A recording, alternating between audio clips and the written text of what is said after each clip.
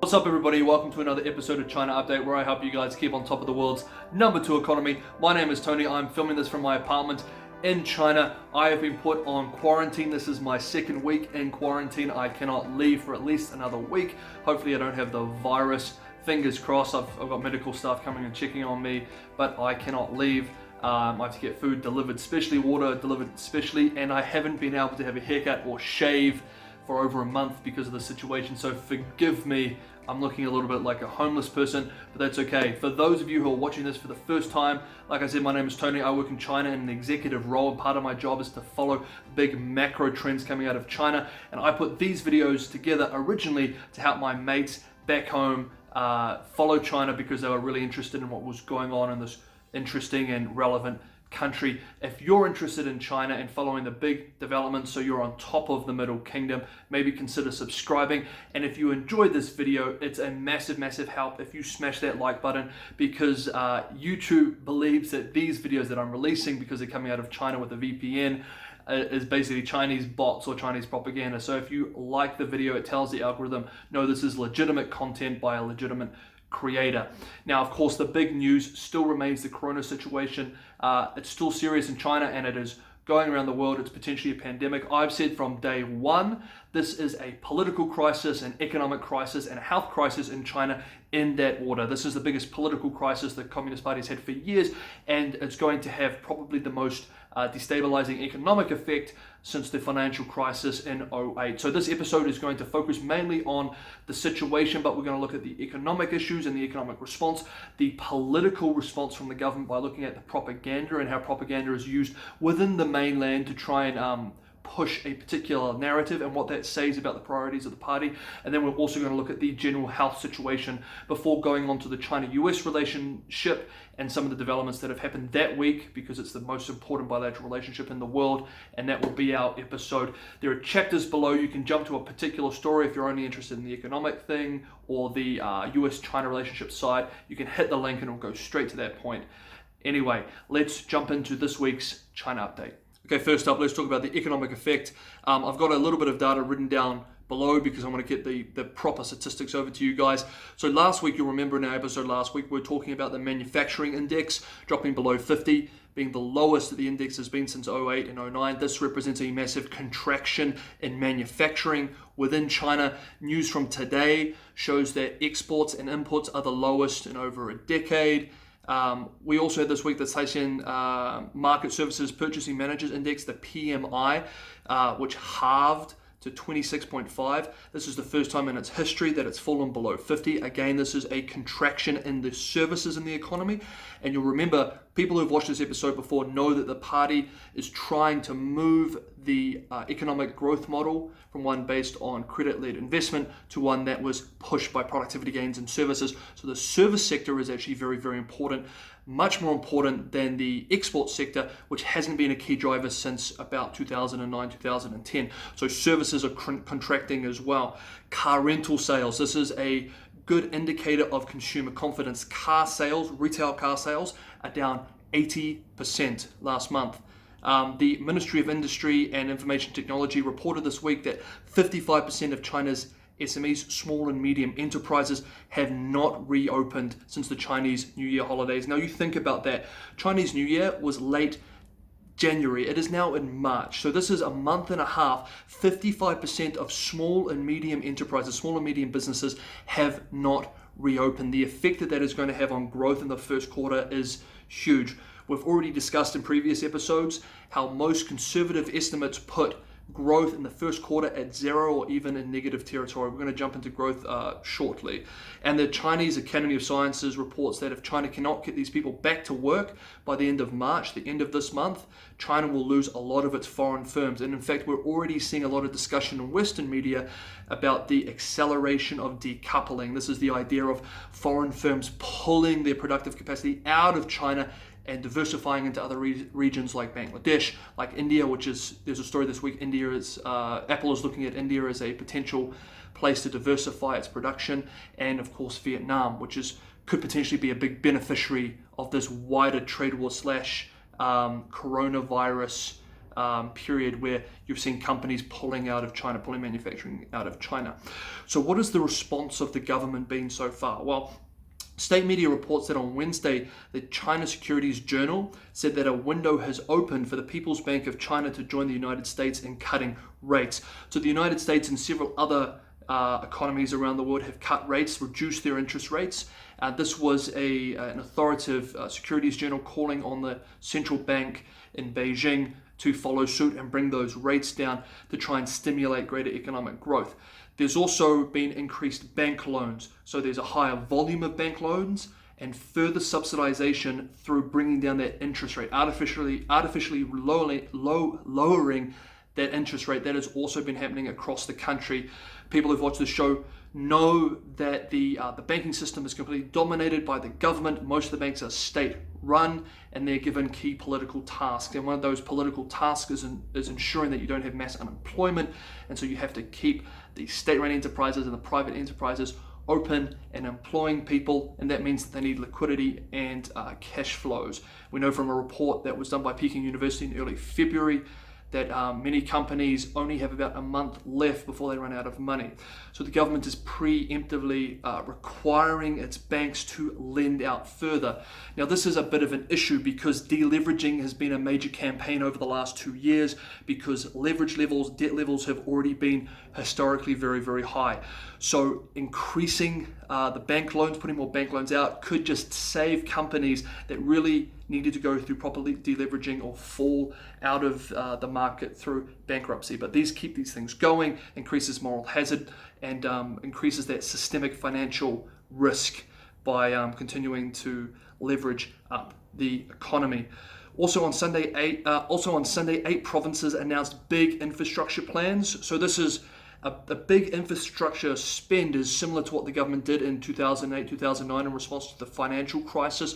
The central government then brought forward a lot of infrastructure projects and used that to get the economy running again, increase consumption with investment, more flow going to workers, more spending. That's what they did. At that time, however, the infrastructure that they brought forward was already planned and it was necessary. It had already gone through the proper evaluations, and it was recognized as necessary infrastructure spending. Now, however, there's a lot of debate as to how useful some of this infrastructure is, and you're seeing massive spending. Yunnan, which is a province in the south, a relatively poor province, has announced infrastructure spending valued at twice its annual GDP. So these are massive infrastructure projects going forward, and they might not necessarily have the same bang for your buck as you saw 10 years ago when they had that major stimulus package go through then. Stock markets in China were up all week, hitting 2-year highs despite all of this carnage.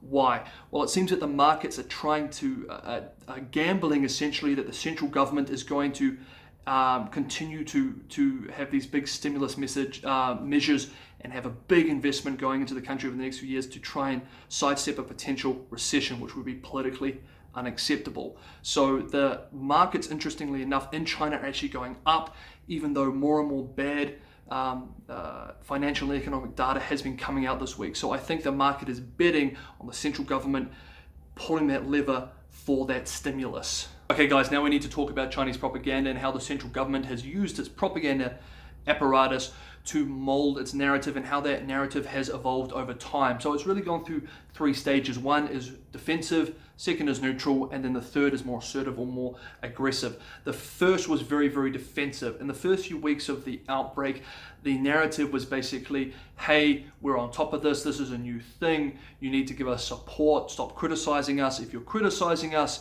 you're China bashing or you're racist, you're xenophobic.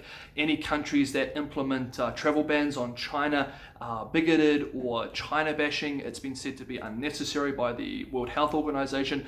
That was the narrative. As the situation increasingly became under control, it moved to more of a neutral position that was showcasing the Chinese system. That that narrative was basically we had this massive challenge. The Chinese system, the Chinese political system, has worked excellently. In fact, this is a good system because of the way that it's responded to this issue. This was a major crisis around the world, and China is protecting the world. Look how good our response has been. So more neutral, looking at the benefits of the political system, and this is what they're arguing, of course, in the state-run media. Now the narrative has moved to a third level, which is far more aggressive, which is basically, hey, this is a global issue. We've done a great job. The rest of the world is doing a very poor job, particularly the United States. Hey, look at the United States. They haven't done a good job at this. We've done much better. How great is our political system? How great is our governance model, etc., etc. It's also, interestingly, pushed a fringe conspiracy that the virus may have originated in the United States, which is quite a strange claim at this point. There is not much evidence to suggest that the virus began anywhere apart from inside Wuhan, China. In fact, most scientists have come out and said it's highly unlikely that it originated anywhere outside of China. There is no concrete evidence, of course, that it did start in Wuhan, but there is a lot of evidence to suggest that that is the epicenter. But there are still high-ups in the government, including foreign spokespeople for the foreign ministry, saying that the virus may not have actually started in China. Top scientist Zhong Nanshan also said in a statement that it isn't clear whether the virus began in China. So this is a narrative that is being pushed quite heavily by the state-run media, and some have, like I said, accused the United States of starting the virus, which is again a bit of a strange stretch, but it is being hinted at and dog-whistled in central media and by top officials in the government. In fact, I want to quote for you so you get a sense of the sort of message that they're crafting at the moment, a piece a couple of days ago from the People's Daily. So this is a state-run paper that has been released from the central government. Let's have a look. Quote, China's battle against the epidemic showed that the CPC, the Chinese Communist Party, as China's ruling party, is by far the political party with the strongest governance capability in human history, that truly cares about the national interests of the country and the Chinese people. If the epidemic happened in the United States, such as Chicago, would the country close down severely affected areas? Would the government mobilize resources to quickly build 2 major hospitals for the city? Would the government ask people to postpone their work? We should also be vigilant against anti-China forces in Hong Kong and Taiwan, as well as foreign countries which have fanned hostility toward the Chinese government and the people in any way that they can. So that was from the People's Daily. So you notice here, if you've been following my channel, you've noticed over the last year and a half, there have been a couple of major, minor crises compared to the corona outbreak, but there have been minor crises for the party. The Hong Kong and Taiwan situation have been political crises for the parties, and now the corona situation. And every time the propaganda response has been framed in a way where these are attacks from external sources, attacks from foreign countries on China. And interestingly here, this is the first time where I've seen this description of trying to create friction between the government and the people of China. So this is trying to frame this in a way whereby it says, again, this is a foreign attack, this is hostile foreign forces that are trying to disrupt the society within China. But that statement, which I think is quite incredible, was made by the central government this week. Now let's quickly talk about the health situation on the ground in China before we move on to the China-US relations stuff, which is also very important. So I've got some information here in front of you that I'll put together. So progress in epidemic control in Hubei, which is the province that has Wuhan, Hubei, north of the lake, is what the province name means. It says that cases in that province will be between 10 and 100 per day in the coming weeks. And it also says, this is an official government statement this week, that there are now surplus hospital beds in Wuhan, that city where this all started. That top scientist that I mentioned just before, Zhong Nanshan, predicts that new numbers should level off by late April. You'll remember in the last story we were talking about the need to get these done by the end of March, though, to protect those foreign manufacturing jobs. in China. Test results from multiple labs in December, however, suggested that there was an outbreak of a highly infectious virus. This was a report that was done by Caixin Media, which is a mainland-based media organization that typically report on financial matters.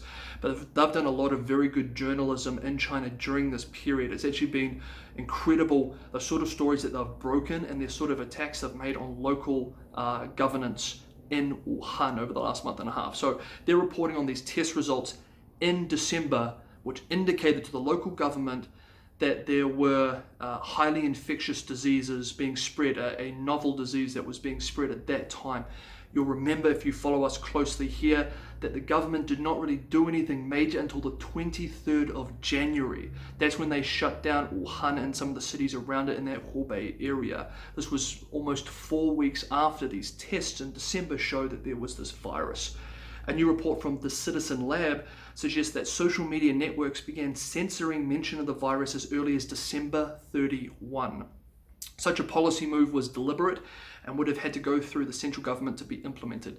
So again, this is a report that shows that as early as late December, there was already censorship of these phrases within the mainland. So, and for something like that to happen, it would have had to go through that central government apparatus. Let's look at the neighborhood effect. There have been major breakouts in China, South Korea, and Japan, but we have absolutely no idea what is going on in North Korea. And this week, Dandong, which is a border town between China and North Korea, that city ordered strict testing of foreigners that were passing through the city. This was one of the earliest policies against foreigners crossing a border into China. There are more shutdowns and restriction policies for foreigners that have been implemented since then, but this was the first major one. Now, Dandong, the only foreigners going through there are in North Korea, which suggests that the Chinese government is aware that North Korea is having difficulty with this virus, potentially. In fact, the Chinese UN ambassador said on Monday that North Korea is, quote, suffering negatively. All in all, it seems the situation is getting under control. Chinese government at the end of the day wants to get people back to work. That seems to be a priority for them at the moment. Mass unemployment or massive economic recession would be a politically unacceptable task. So the Chinese government is pushing people to go back to work. It's a very difficult balancing trick for local governments, however, because they have two dual responsibilities. One is to prevent any major outbreak, particularly in politically sensitive cities like Beijing or Shanghai.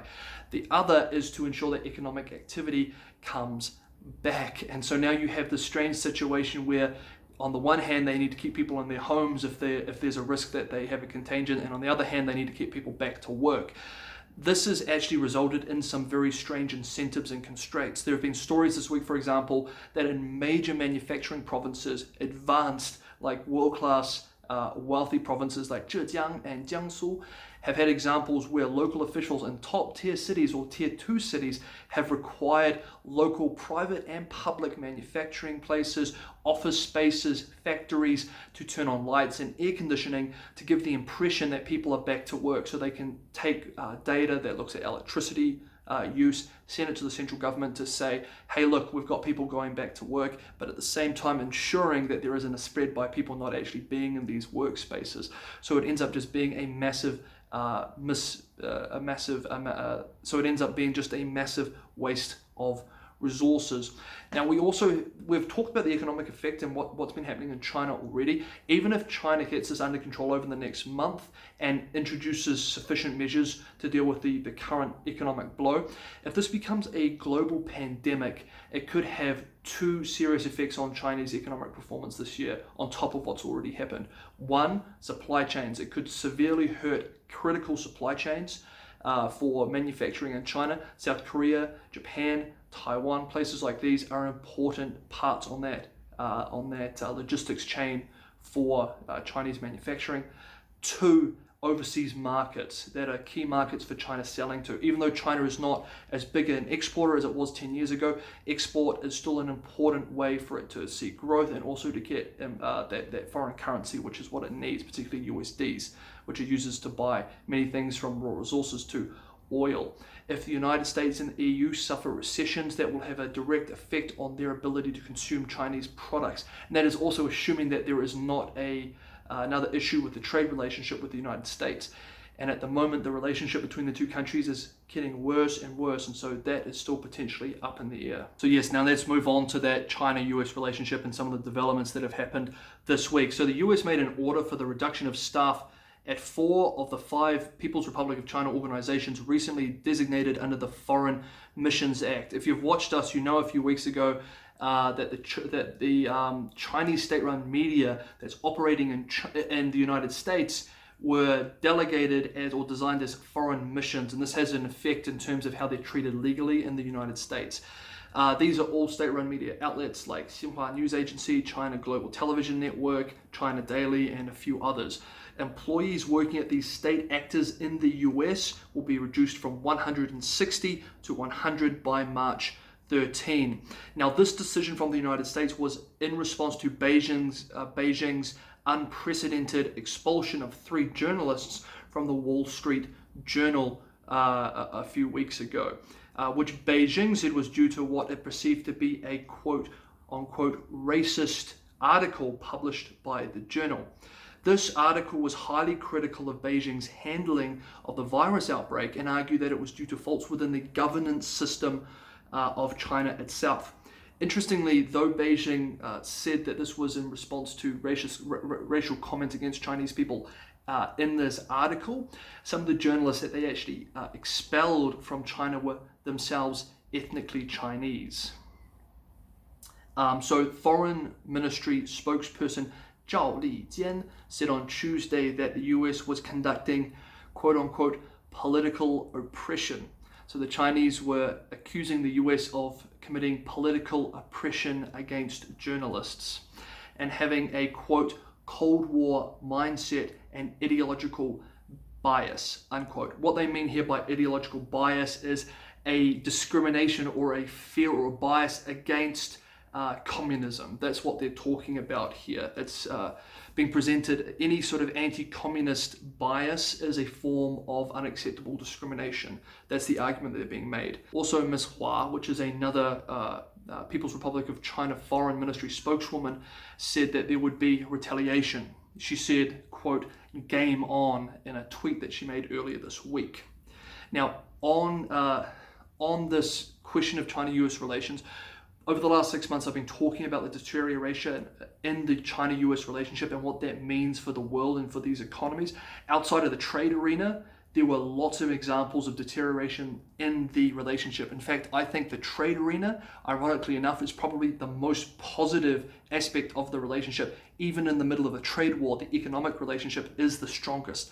Other areas, not so good. Now, this is starting to show in now public sentiment towards China. So there was a Gallup poll this week that showed that China is very, very unpopular in the United States amongst regular citizens. 33% of Americans currently have favorable opinions of China, the lowest on record. And for the first time in history, Russia and China now tie for first as, quote, America's greatest enemy, unquote.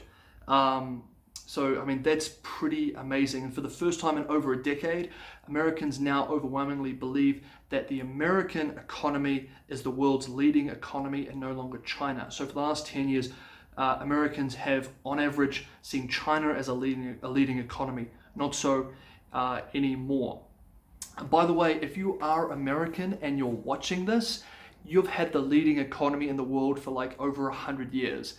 Not China. Your economy is much bigger, your consumer market is much bigger, your capital market is much bigger, which is why the Chinese try and get entry to that capital market. Americans have a little bit more faith in your economy, okay? Okay guys, that's our China update for this week. I'm still in quarantine. Hopefully the next time I see you, I'll be out of this quarantine. I really want to go for a walk and get some fresh air and go get a haircut. I really, really need one. I'm getting a little bit too scruffy. If you have any questions, put them below. I'm actually inside all the time working from my apartment, so I have a lot of spare time on my hands. If you have any questions about China, what's happened this week, the sort of stories we've discussed today, you can ask those below. If you disagree with my analysis or some of the things that I've discussed this week, you can throw those below as well, and I'd be more than happy to hear what your critique is or where you think I've been incorrect. So let me know. In the meantime, however, you guys have a fantastic weekend, and I will see you guys next week.